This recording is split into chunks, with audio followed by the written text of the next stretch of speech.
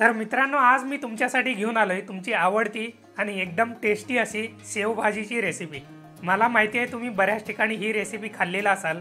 शेवभाजी सगळीकडे महाराष्ट्रामध्ये फेमस आहे आणि बऱ्याच ठिकाणी एकदम टेस्टी अशी शेवभाजी भेटते पण।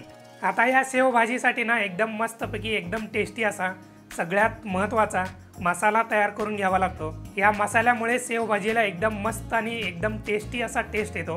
आता हा शेवभाजीचा मसाला कसा तयार करून घ्यायचा आणि त्याचबरोबर काही टिप्स आणि ट्रिक्स या व्हिडिओमध्ये तुमच्याबरोबर शेअर करणार आहे। तर हा व्हिडिओ तुम्ही शेवटपर्यंत नक्की बघा। चला तर मग बोलण्यामध्ये जास्तीचा वेळ न घालवता फटाफट रेसिपीला स्टार्ट करूया। हो पण त्याच्या आधी चॅनलला सबस्क्राइब करा, लाईक करा आणि कमेंट करायला विसरू नका।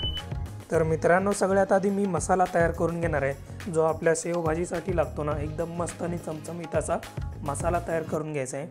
तर त्यासाठी मी सगळ्यात आधी इथं अर्धी वाटी सुकं खोबरं घेतलेलं आहे। हे सुकं खोबरं मी थोडंसं पातळ असं कापून घेतलेलं आहे। आता या खोबऱ्याला थोडासा तांबूस असा कलर येईपर्यंत कढईमध्ये चांगलं भाजून घ्यायचं आहे।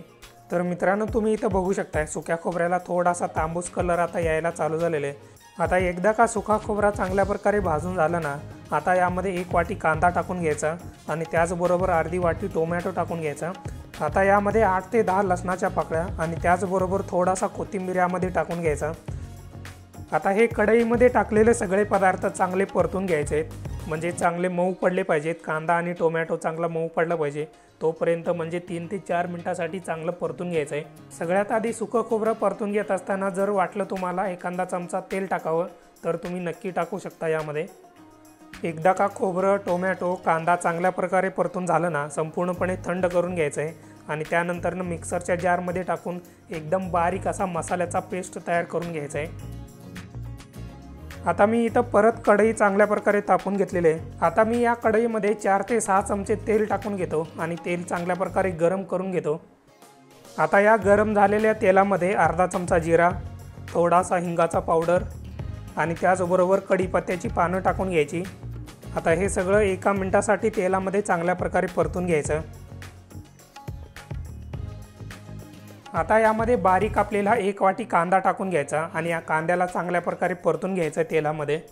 आता या कांद्याला तेलामध्ये चांगल्या प्रकारे परतून घेण्यासाठी ना 3 ते 4 मिनिट सहज लागतात। जोपर्यंत हा कांदा मऊ पडत नाही आणि त्याचबरोबर या कांद्याला थोडासा तांबूस असा कलर येत नाही ना, तोपर्यंत तेलामध्ये चांगलं परतून घ्यायचं आहे।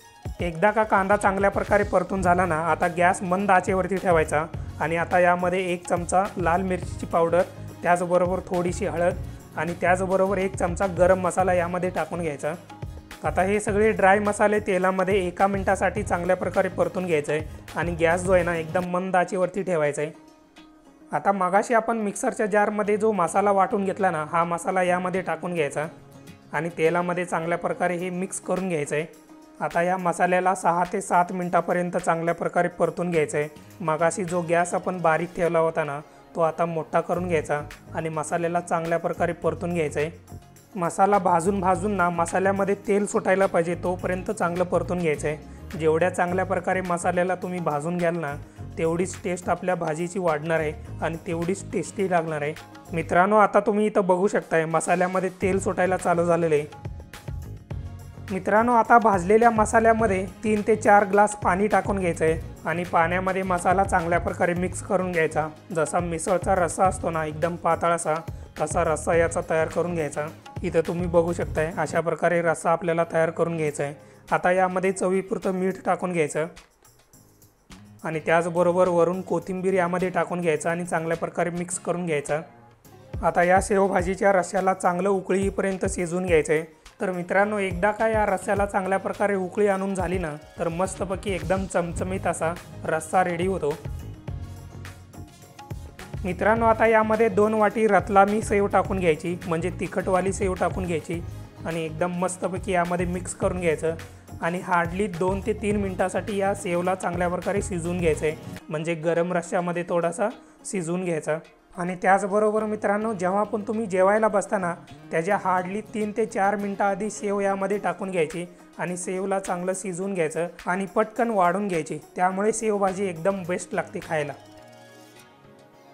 तर मित्रांनो, अशा प्रकारे एकदम साध्या सोप्या पद्धतीने तुम्हा सगळ्यांना आवडणारी महाराष्ट्राची शान म्हणली तरी चालेल एकदम टेस्टी एकदम चमचमीत अशी शेवभाजीची रेसिपी रेडी झालेली आहे। अशा प्रकारे तुम्ही पण तुमच्या घरी तयार करू शकता।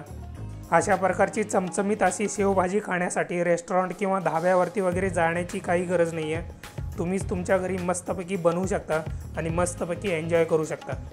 मग काय मित्रांनो, कशी झाली शेवभाजी? एकदम मस्त झाली की नाही? एकदम टेस्टी, एकदम मसालेदार आणि चमचमीत झालेले। तर अशा पद्धतीने शेवभाजी तुम्ही तुमच्या घरी एकदा नक्की ट्राय करा आणि मला कमेंट करून सांगा तुमची शेवभाजी कशी झाली ते। चला तर मग जाता जाता रेसिपी आवडली असेल तर लाईक करा, कमेंट करा आणि सगळ्यात महत्त्वाचं मित्रांनो, चॅनलला सबस्क्राईब करायला विसरू नका।